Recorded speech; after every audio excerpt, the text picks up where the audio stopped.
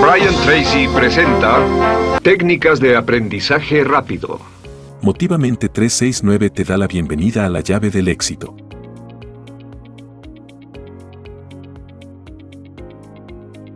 Al principio de este curso hablamos sobre el potencial humano y cómo la persona promedio usa menos del 10% de su potencial. Cómo el cerebro de Albert Einstein fue extirpado de su cráneo cuando murió y fue estudiado en la Universidad de Cornell y se descubrió que nunca usó más del 15% de su potencial mental en toda su vida. Uno de los más grandes genios de este siglo.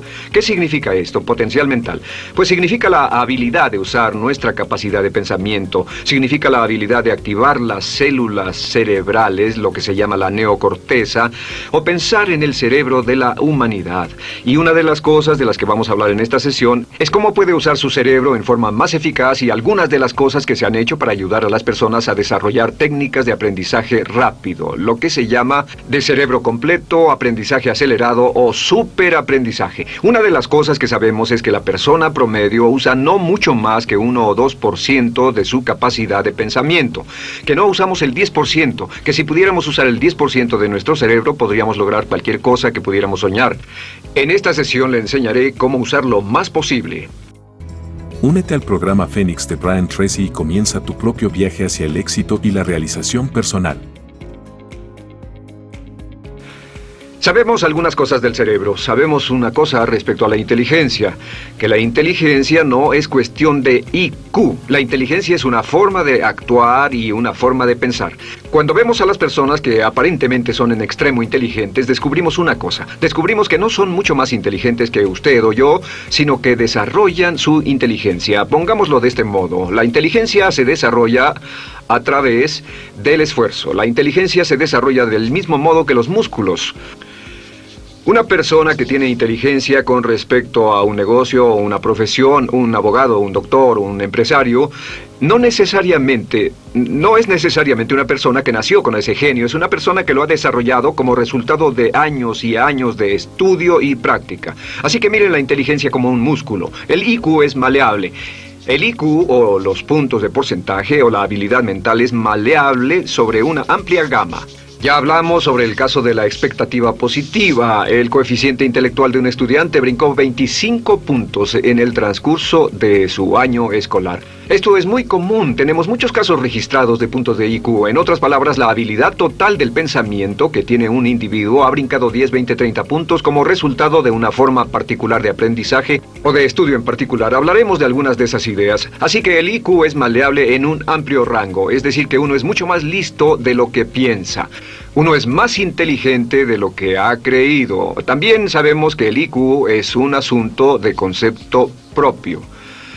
Se han encontrado personas en extremo inteligentes, pero porque han sido criadas en ambientes negativos, se convencieron tempranamente de que no eran particularmente brillantes. Un caballero al que alentaron a dejar la escuela en 10º grado porque pensaban que era un completo fracaso académico, resultó cuando trató de enrolarse en el ejército que su coeficiente intelectual era de 175. Inició 6 negocios y se convirtió en un multimillonario a la edad de 28 años, porque le probaron que era brillante y la razón por la que no ponía atención en la escuela no era porque no tuviera inteligencia, sino porque aprendía todo la primera vez que se le mencionaba y se aburría completamente. Se descubre que muchas personas son mucho más brillantes de lo que creen, pero como resultado de sus experiencias previas, su concepto propio las tiene funcionando a niveles por debajo de su inteligencia, y eso es cierto para todos, casi en cada caso.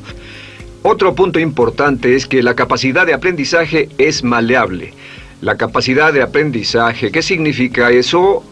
Bueno, pues simplemente significa que puede moldearse, que puede doblarse, es como el metal que puede doblarse y moldearse. La capacidad de aprendizaje es maleable, pues puede aprender a aprender. Lo maravilloso es que los seres humanos somos criaturas que aprendemos. Podemos aprender a aprender lo que queramos. Entre más aprendamos, más encontramos la gran capacidad que tenemos para aprender. Esa habilidad para aprender es como un músculo. Entre más la estire, más la use, mayor capacidad tendrá. Entre más aprenda matemáticas, más capaz será de aprender historia. Entre más estudie filosofía, más capaz será de aprender psicología. Su capacidad para aprender se extiende al aprender cualquier tema.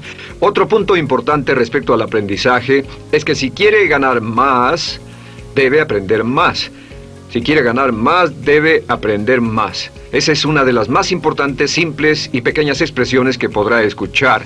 Es que vivimos en un mundo con base en el conocimiento. Su mundo externo de ganancia será un reflejo directo de la cantidad de conocimiento útil que usted tenga. Si usted es como yo, tal vez sea impaciente, tal vez le gustaría aprender más rápido para que pueda ganar más rápidamente, y de eso es de lo que vamos a hablar.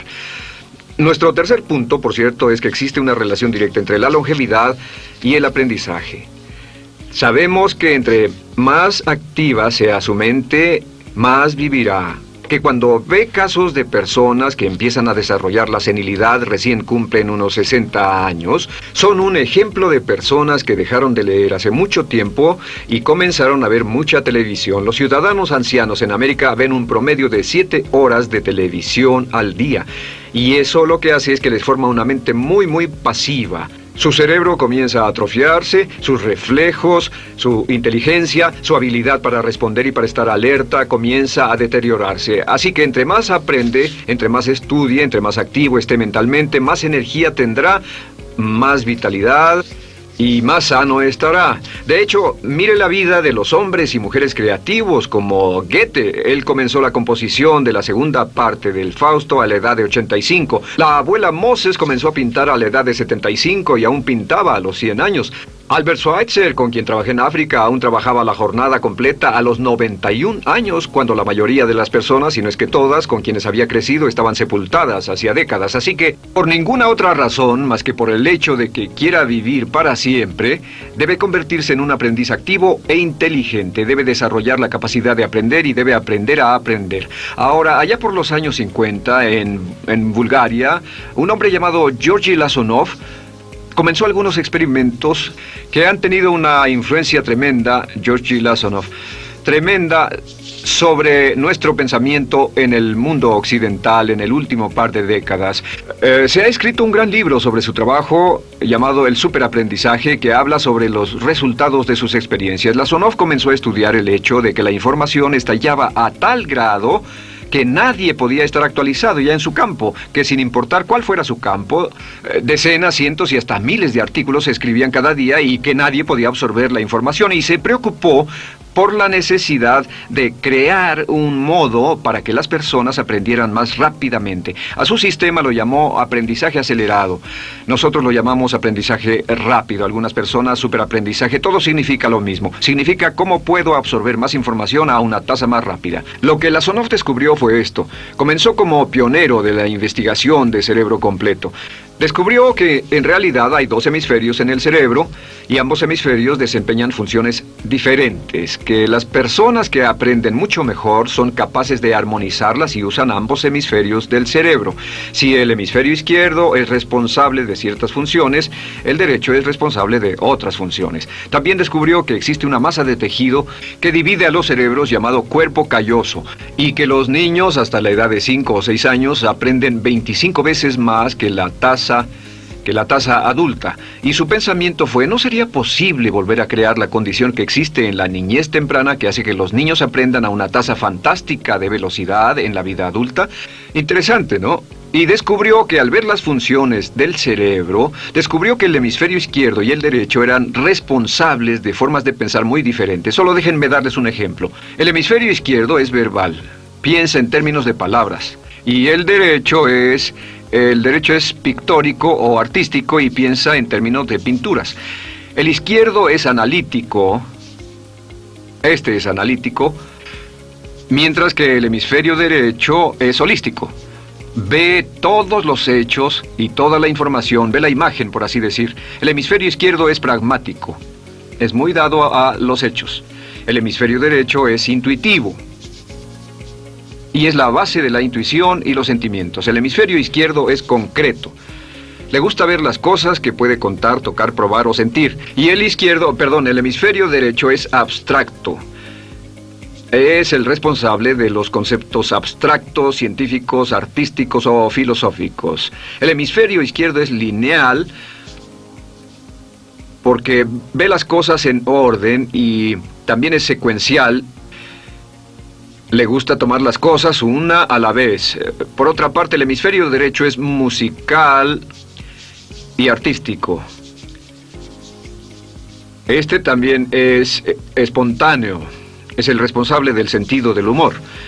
El hemisferio izquierdo es el responsable del lenguaje, de la unión de las palabras en un orden lógico para formar oraciones, y también es responsable de las matemáticas.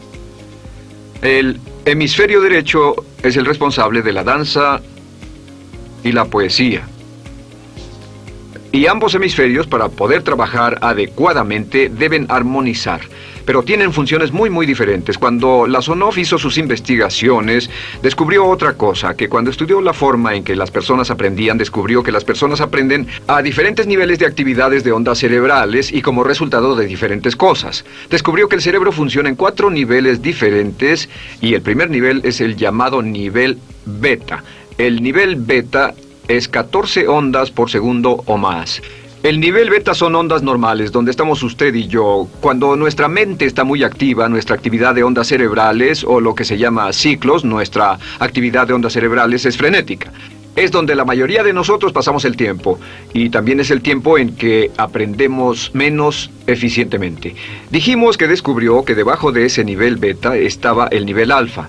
El nivel alfa era de 8 a 13 ondas o ciclos por segundo, y este era, por así decirlo, un nivel más modulado de ondas, y descubrió que tenemos la tendencia de aprender en este estado. Este es el estado de relajación profunda, el estado en el que estamos cuando estamos completamente relajados, cuando soñamos despiertos, o antes de irnos a dormir. Bajamos a este nivel. Debajo del nivel alfa está el llamado nivel teta. El nivel teta es de 5 a 7 ondas por segundo.